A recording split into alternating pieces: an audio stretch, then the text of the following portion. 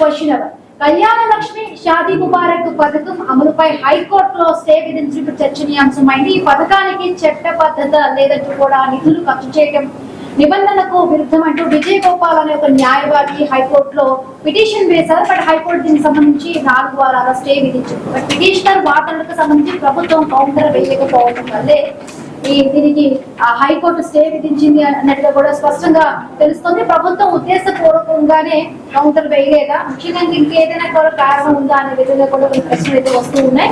ముఖ్యంగా మనందరికీ తెలుసు, పేదింటి ఆడపిల్లల కష్టాలు తీర్చడానికి ఈ షాదీ ముబారక్ పథకాన్ని అయితే కూడా శాశ్వతంగా రద్దు చేసేందుకు రేవంత్ రెడ్డి ప్రభుత్వం ఇప్పటి ప్రభుత్వం కుట్ర పన్నుతోంది అన్నట్టుగా బీఆర్ఎస్ నాయకులు ఆరోపిస్తున్నారు.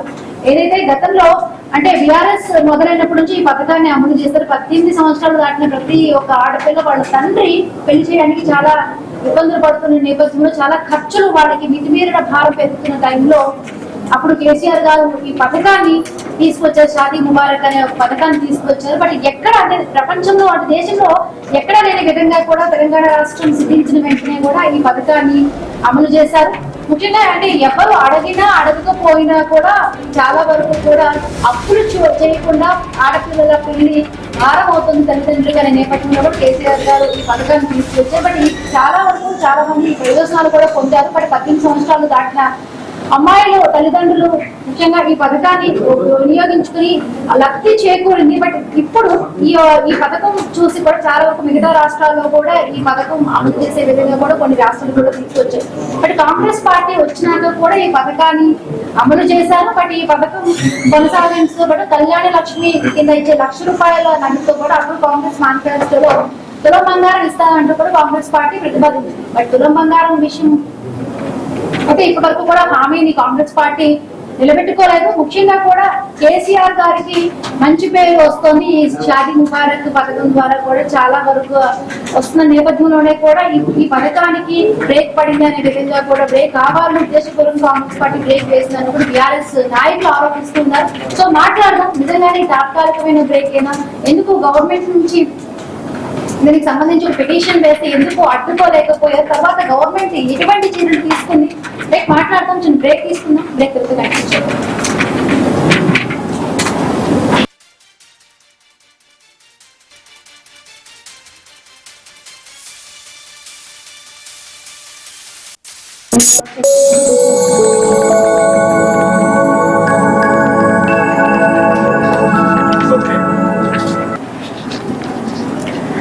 Welcome back. ఇక కళ్యాణ లక్ష్మి షాదీ ముబారక్ పథకం అమలుపై హైకోర్టులో స్టే విధించిన చర్చనీయాంశం అవుతుంది. ఈ పథకానికి చట్టబద్ధత లేదంటూ కూడా నిధులు ఖర్చు చేయడం నిబంధనలకు విరుద్ధం అంటూ కూడా విజయ్ గోపాల్ వేసిన ఒక పిటిషన్ కారణంగా కూడా హైకోర్టు 4 వారాల పాటు కూడా స్టే విధించింది. బట్ ఈ 4 వారాలు ఒక తాత్కాలికమైన బ్రేక్ గానే చూడాలా, లేకపోతే కేసీఆర్ ప్రతిష్టాత్మకంగా తీసుకొచ్చిన షాదీ ముబారక్ కళ్యాణ లక్ష్మి పథకానికి కాంగ్రెస్ ప్రభుత్వం నిజంగానే తూట్లు పొడుస్తోందా, కావాలనే కేసీఆర్ గారికి మంచి పేరు వస్తుంది అనే కారణంతోనే కూడా ఈ పథకానికి ముగింపు పలికే విధంగా కూడా కాంగ్రెస్ ప్రభుత్వం చర్యలు చేపట్టిందంటూ కూడా అటు బీఆర్ఎస్ పార్టీ నాయకులు ఆరోపిస్తున్నారు. బట్ మాట్లాడదాం.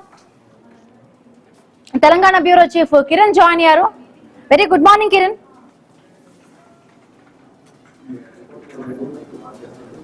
శివబిందు, అన్ని వర్గాల ప్రజలకు అన్ని మతాల ప్రజలకు లబ్ధి పొందేలా కూడా నాటి బీఆర్ఎస్ ప్రభుత్వం కళ్యాణ లక్ష్మి షాదీ ముబారక్ అనేటువంటి ఒక గొప్ప పథకాన్ని తీసుకొచ్చింది.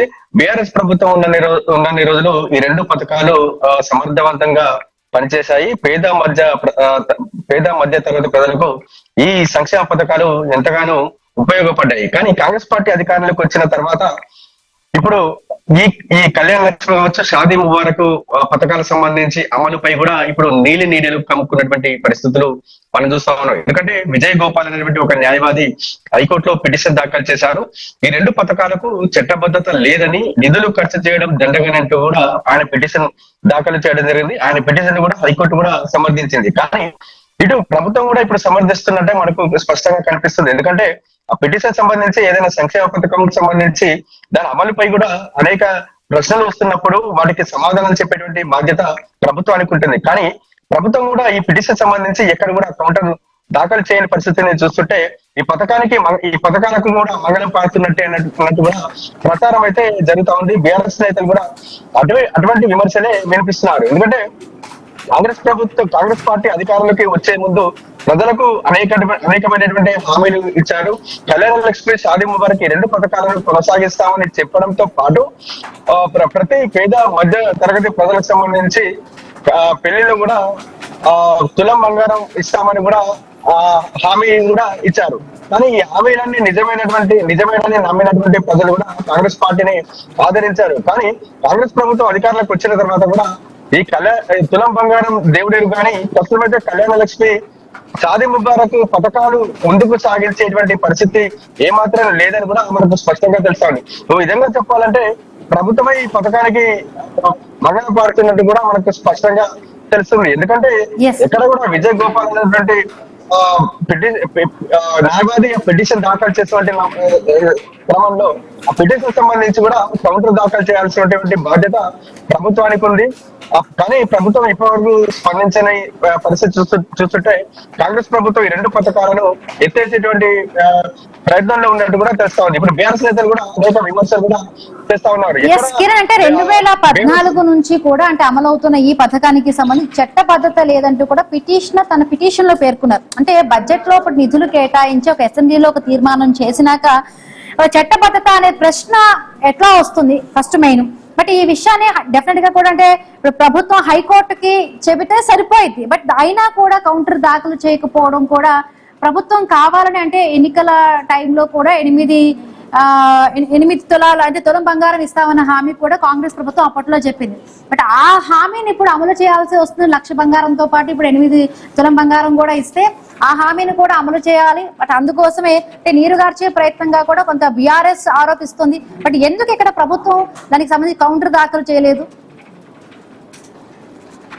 హిమబిందు, నిజంగా మీరు అన్నట్టు ఒక పిటిషన్ అనేక ప్రశ్నలు తలెత్తుతున్నటువంటి పరిస్థితులు కూడా మనం చూస్తా ఉన్నాం. ఇప్పటికే కాంగ్రెస్ పార్టీ అనేకమైనటువంటి హామీలు ఇచ్చారు. పేద మధ్య తరగతి ప్రజల సంక్షేమం కోసం కూడా కళ్యాణ లక్ష్మి కావచ్చు, షాదీ ముబారక్ ఈ పథకాలను ముందుకు సాగిస్తామని చెప్పడంతో పాటు తులం బంగారం ఇస్తాను కూడా హామీ ఇచ్చారు. తర్వాత మనం చూస్తూనే ఉన్నాం. ఈ 2.5 సంవత్సరాలు కూడా అక్కడ కూడా తులం బంగారం ఇచ్చినటువంటి పరిస్థితి లేదు. చాలా సందర్భాల్లో కూడా సాక్షాత్తు ముఖ్యమంత్రి రేవంత్ రెడ్డి అన్నారు, అంటే ఈ అన్ని సంక్షేమ పథకాలకు సంబంధించి నిధులు లేవని, అభివృద్ధి జరగదని, అంటే తనని కోసిన ₹1 లేవనేటువంటి ఒక సంచలనమైన కామెంట్ చేశారు. ఆ తర్వాత కూడా అనేకమైనటువంటి విమర్శలు వచ్చాయి.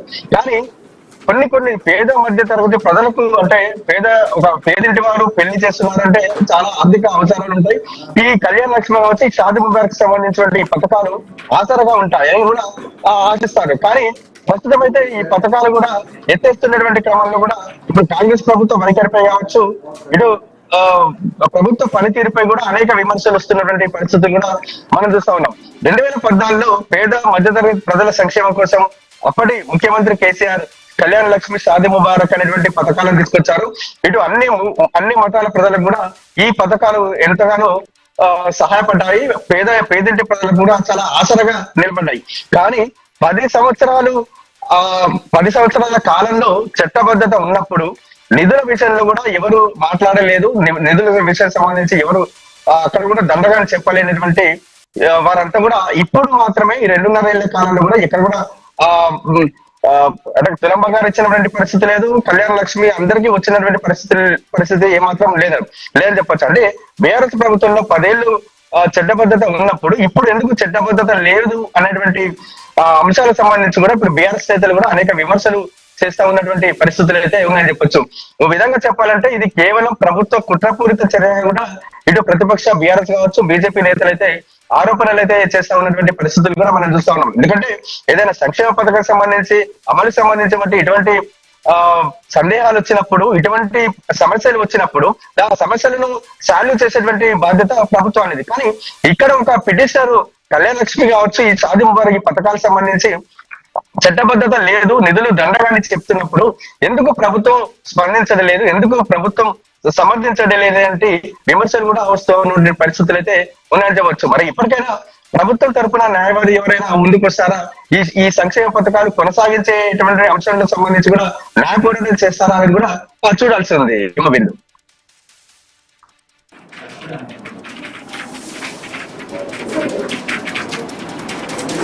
Right, thank you Kiran.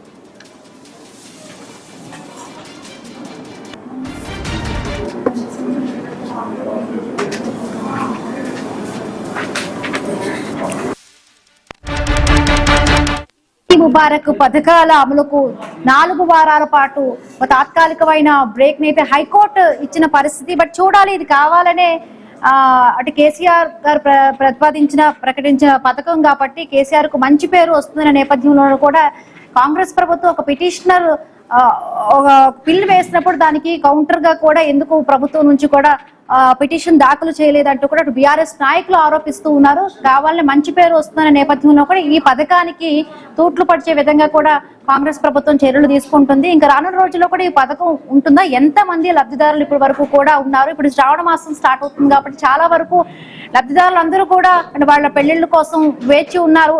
Definite గా ఈ పథకం లో వాళ్ళకి కొంత డబ్బు వస్తుంది, కొంత చాలా వరకు ఆర్థికంగా కొంచెం భారం ఉండదని నేను అనుకుంటున్న టైంలో ఒక్కసారిగా కూడా హైకోర్టులో దీనికి సంబంధించి స్టే రావడం, 4 వారాల తాత్కాలిక బ్రేక్ పడడం. సో మాట్లాడుతున్నాం. గౌతమ్ ప్రసాద్ గారు జాయిన్ అయ్యారు, బీఆర్ఎస్ అధికార ప్రతినిధి. నమస్తే అండి గౌతమ్ ప్రసాద్ గారు. నమస్తే మేడం. అంటే ఎట్లా చూస్తున్నారు 4 వారాల పాటు ఈ షాదీ ముబారక్, కళ్యాణ లక్ష్మి పథకాల అమలుకు తాత్కాలికమైన బ్రేక్ అయితే పడింది?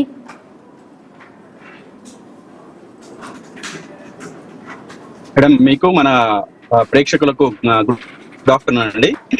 మేడం, ఈరోజు రాష్ట్రంలో ఉన్న కాంగ్రెస్ పార్టీ అధికారంలో ఉండి పేద బడుగు బలహీన వర్గాల ప్రజలకు మేలు చేసే ఆలోచన ఎక్కడా చేయట్లేదు. పైగా వాళ్ళ జీవితాలని ఎట్లా ఛిద్రం చేయాలి, ధ్వంసం చేయాలి, అదే విధంగా వాళ్ళని అభివృద్ధికి దూరంగా ఎట్లా ఉంచాలని చెప్పేసి ఆలోచిస్తుంది తప్ప ఒక పేరింట్లో కళ్యాణం జరిగితే, పెళ్లి జరిగితే వాళ్ళకు 1 లక్ష రూపాయలు అనేది చాలా పెద్ద మాట.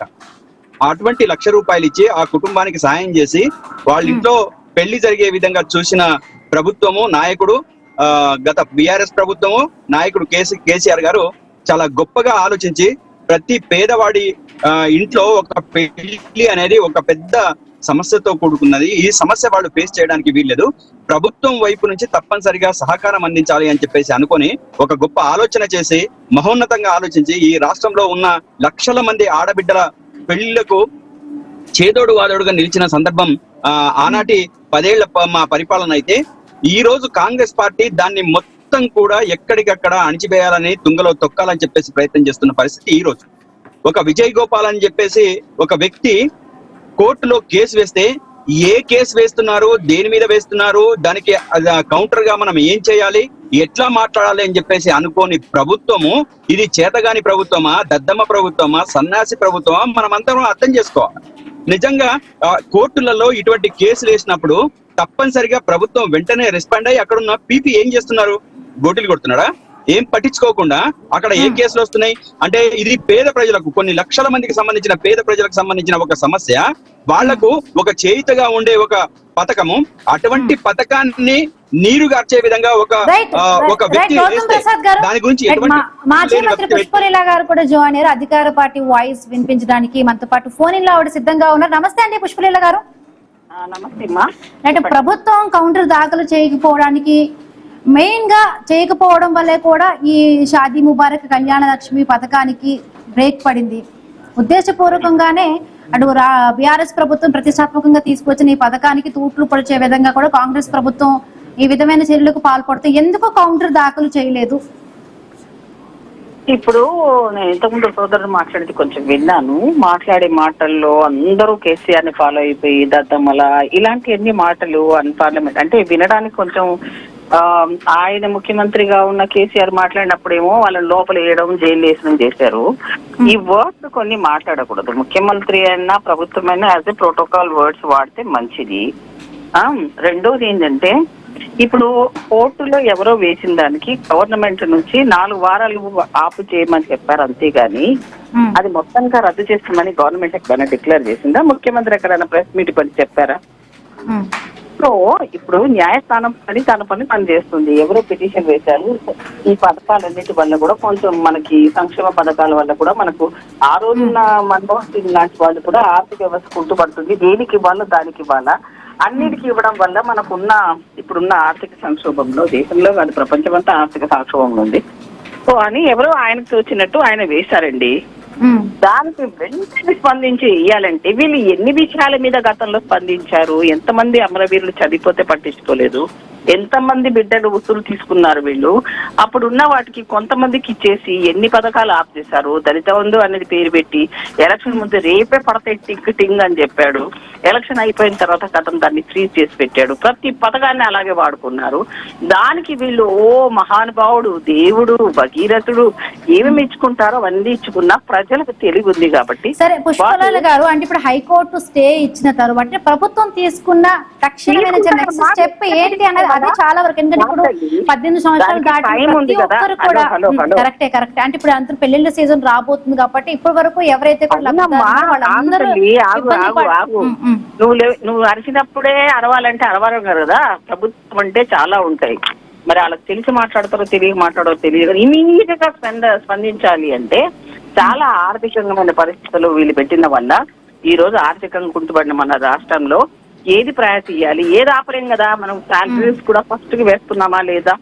ఇప్పుడు ఏది ఆపాలన్నా డబ్బులు లేకుండా దోచుకొని పోయిన వాళ్ళు వీలైతే ఇప్పుడు దాన్ని తీసుకొని మెయింటైన్ చేయడం అనేది ఇప్పుడు తలకు మించిన భారంగా ఆర్థిక వ్యవస్థను మొత్తానికి దిగజారకుండా చూసే బాధ్యత ముఖ్యమంత్రి గారి ప్రభుత్వాన్ని.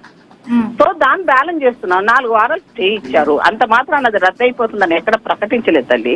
వీళ్ళు ఏమన్నా దాన్ని తీసుకొని ఏదైనా జబ్బలు జరుచుకుంటూ ఏమన్నా సంతోషపడతారనుకుంటున్నారేమో కానీ ముఖ్యమంత్రి గారికి ఎప్పుడు కూడా అలాంటి ఆలోచనలు ఉండవు.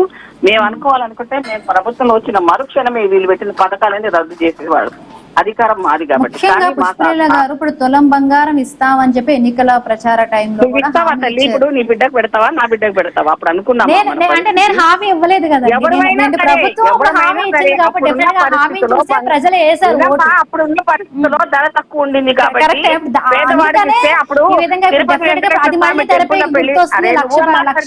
నేనేం మాట్లాడాలమ్మా? నువ్వు ఆపు, నువ్వు క్వశ్చన్ చెప్పు. క్వశ్చన్ ఒకటే లైన్లు ఉండాలి, ఆన్సర్ ఎక్కువ ఉండాలి. నువ్వే ఎంత మాట్లాడితే ఎట్లా బిడ్డ? నేనేమంటున్నా, కళ్యాణం చేసుకుంటే తిరుపతి దేవస్థానం వాళ్ళు కూడా తాలిబొట్లు అవన్నీ కూడా ఫ్రీ ఇస్తారు. ఇప్పుడు కూడా ఆ పథకం నడుస్తుంది. కానీ రాష్ట్రాల పరిధిలో జరుగుతున్న ప్రయోజనకరంగా ఉండే పథకాలే ఇవన్నీ. పేదవారి కోసం ఆలోచించిన పథకాలను గతంలో ఎట్లా ఉండేదంటే ఎవరైనా ప్రభుత్వం పెట్టిన పథకాలు గత ప్రభుత్వాలు చేసినా నిర్దాక్షిణంగా వాటిని అప్పటికప్పుడే రాగానే పౌరుల రంగులు తీసేస్తారు. మేము ఎక్కడన్నా తీసేసారా? తీయలేదు. కొంత ఎవరో వేసిన దానికి ఆలోచన చేసి మళ్ళీ ఇప్పుడు అధికారిక పరంగా మనం ఏం చేయాలనుకొని చేసి ఆ 4 వారాల స్టే లోపల అధికారికంగా ముఖ్యమంత్రి గారు దాని విషయం లోపల మరి కోర్టును మళ్ళీ వెళ్ళడము, మాట్లాడము, ప్రభుత్వ పరంగా పీపీలు వెళ్ళి మాట్లాడము, అది టేకౌట్ చేయడము టైం పడుతుంది కొద్దిగా. అంతేగాని కాంగ్రెస్ ప్రభుత్వం దీనిపై ఎందుకు ఆసక్తి చూపడం లేదంటారు? అంటే ఈ కళ్యాణ లక్ష్మి పథకం క్రెడిట్ కోర్టు అడగంగానే నీకు ఇప్పుడు కోర్టు అడగంగానే కోర్టు సమయం ఇస్తుంది. ప్రతిపక్షాలుగా అడగదు కదా, సమయం ఇస్తుంది. 4 వారాలు కాదు, మేము కూడా మాకు కొంచెం ఉంది మేము ఇస్తాము అని ఎక్స్ప్లెనేషన్ ఇవ్వడానికి కూడా కొంత సమయం ఇస్తుంది. దీనికి కూడా ఉంటది, సమయం ఉంటది, పేషెన్స్ తో ఎదురు చూడాలి. కానీ మనం దాన్ని ఇప్పుడు మీరు సబ్జెక్ట్ పెట్టారు కదా అని వెంటనే చేయమంటే చేయరు తల్లి. దానికో లెక్క ఉంటది. ఆ లెక్క ప్రకారంగానే మేమేం రద్దు చేయట్లేదు. అది క్లిస్టర్ క్లియర్. తప్పకుండా దాని గురించి మళ్ళీ చేసి ఆలోచన చేసి దాన్ని ఇవ్వడానికి ముఖ్యమంత్రి గారు ప్రయత్నం చేస్తాడు. అంటే పుష్పలీల గారు కరెక్టే, అంటే మీరు చెప్పిన పాయింట్స్ అన్ని కరెక్టే. బట్ బడ్జెట్ లో ఇప్పుడు నిధులు కేటాయించి అసెంబ్లీ ఆమోదించిన తర్వాత ప్రతిదీ కూడా చట్టబద్ధమే.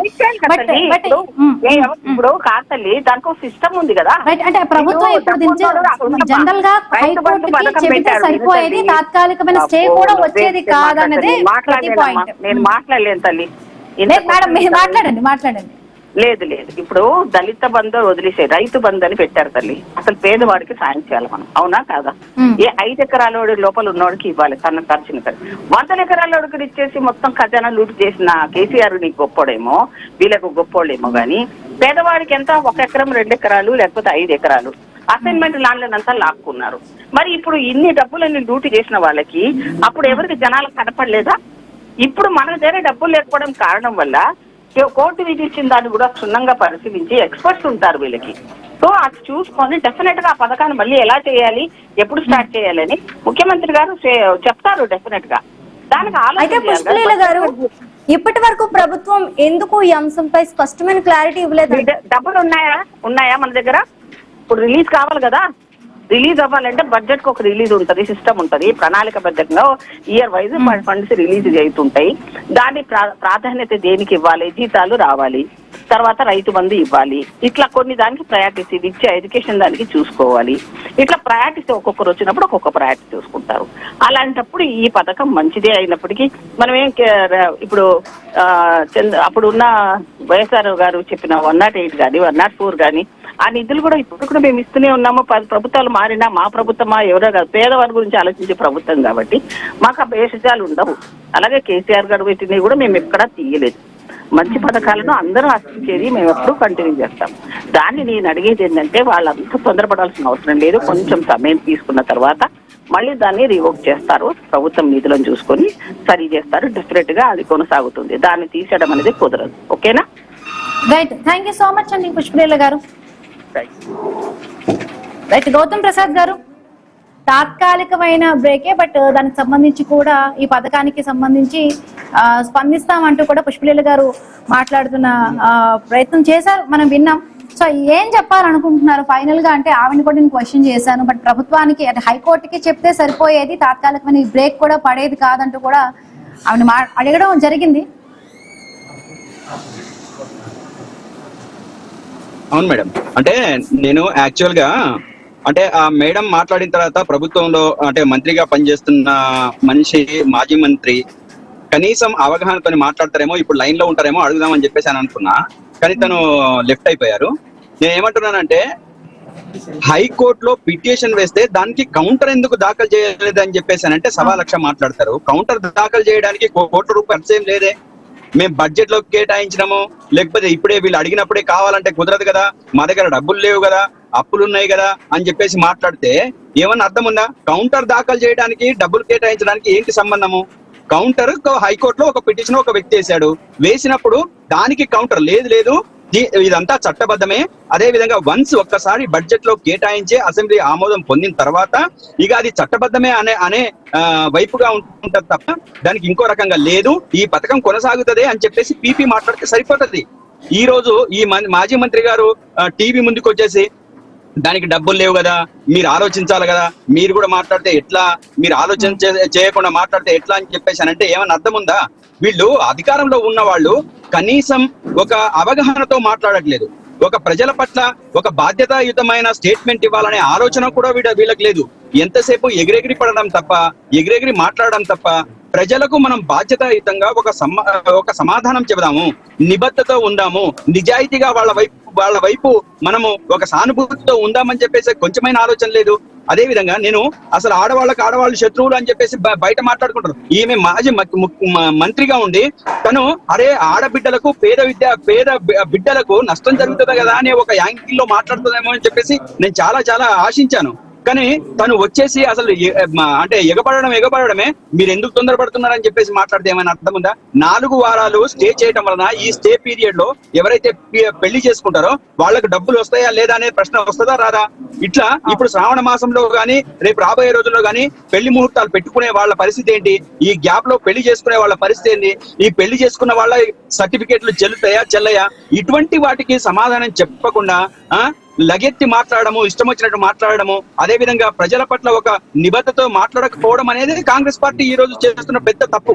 అటువంటి తప్పును కూడా మళ్ళా పైగా ఏదో వేరే వాళ్ళ మీద వేస్తున్నట్టు, ఏదైతే మీరు ప్రజల కోసం మాట్లాడుతున్న యాంకర్స్ గా లేకపోతే జర్నలిస్ట్ గా మీరుండి మాట్లాడుతుంటే, ప్రజల వైపు నుంచి మాట్లాడుతుంటే మీ మీదనే ఎగబడితే ఎవరు సమాధానం చెప్తారు? కాబట్టి ప్రభుత్వము అసలు వెంటనే ఎవరికి తెలిసి ప్రభుత్వానికి అక్కడ పీపీ ఉంటారు వస్తుంది కాబట్టి దాని మీద వెంటనే కౌంటర్ వేసేసి లేదు దీని వలన ఎటువంటి నష్టం లేదు, దీనికి చట్టబద్ధత ఉంది అని చెప్పేసి చెప్పాల్సిన వీళ్ళు కేసీఆర్ గారికి పేరు వస్తుందని చెప్పేసి, మంచి పేరు వస్తుందని, ఈ పథకం దాంతోనే ముందుకెళ్తుందని చెప్పేసి వాళ్ళకు ఒక అసూయ, ఈర్ష్య, ద్వేషం ఉన్నాయి కాబట్టి ఈ కౌంటర్ దాఖలు చేయకపోవడానికి కారణాలు. ఈ కారణాలని పక్కన పెట్టేసి మీరు అన్నప్పుడే ఎగరాలనా, మీరు అన్నప్పుడే చెప్పాలనా అని చెప్పేసి అంటే ఇది సరైన పద్ధతి కాదు. ఇది ప్రభుత్వము, ఒక కుటుంబం కాదు. ప్రభుత్వం అంటే మొత్తం 4.5 కోట్ల ప్రజలకు ఒక ప్రతినిధిగా, అదే విధంగా వాచ్ డాగ్ లా ఉండాల్సిన ప్రభుత్వము ఈ రోజు చేతులు ఎత్తేసి మీరు ఎందుకు తొందరపడుతున్నారని చెప్పేసి అంటే ఇది సరైనది కాదు. అక్కడ జడ్జి అడిగిన ప్రశ్నలకు కూడా సరైన సమాధానాలు అక్కడ పీపీ గాని ఇంకొకళ్ళు గాని ఇవ్వలేని పరిస్థితి. కాబట్టి ప్రభుత్వం ఈ పేద బడుగు బలహీన వర్గాలకు చెందిన ఆడబిడ్డలకు నష్టం జరిగితే టిఆర్ఎస్ పార్టీ ఎట్టి పరిస్థితుల్లో ఊరుకునేది లేదు. ఈ పథకం తీసేస్తే కళ్యాణ్ లక్ష్మి, షాదీ ముబారక్ పథకాన్ని వీళ్ళు కనుక రద్దు చేయడానికి ఈ పేరుతోని మా దగ్గర డబ్బులు లేవనే దాంతోని సాకు చూపి పేద ప్రజల కడుపు కొడితే మాత్రం బీఆర్ఎస్ పార్టీ రేపు రాబోయే రోజుల్లో పెద్ద ఎత్తున ఆందోళన చేపడుతుంది, ప్రజలందరినీ కూడగట్టుకుంటది, పేద ప్రజల వైపున నిలబడుతుంది అని చెప్పేసి ఖచ్చితంగా తెలియజేస్తున్నాం. ఒకవేళ ఈ ప్రభుత్వాన్ని ఖచ్చితంగా ప్రభుత్వం అడ్డుకోవడానికే చూస్తే మేము అడ్డంగా నిలబడిపోతాం, ప్రజల వైపు నిలబడతాం, ప్రజల్ని వెనకేసుకొని నిలబడతామని చెప్పి ఈ సందర్భంగా తెలియజేస్తున్నాను. Right, thank you so much అండి గౌతమ్ ప్రసాద్ గారు, అలాగే పుష్పలీల గారు డ్రైవ్ లో పాల్గొనేందుకు. సో చూడాలి, కళ్యాణ లక్ష్మి, షాదీ ముబారక్ పథకాల అమలుకు ఇప్పుడు 4 వారాల్లో బ్రేక్ పడింది. బట్ ఇది ముందు కూడా ప్రభుత్వం దీన్ని కొనసాగిస్తుందా లేకపోతే ఎట్లా ఉండబోతుందో రానున్న రోజుల్లో తెలియాలి. ఇది ఇవాల్టి question hour. Keep watching I News. మీతోనే మీ వెంట.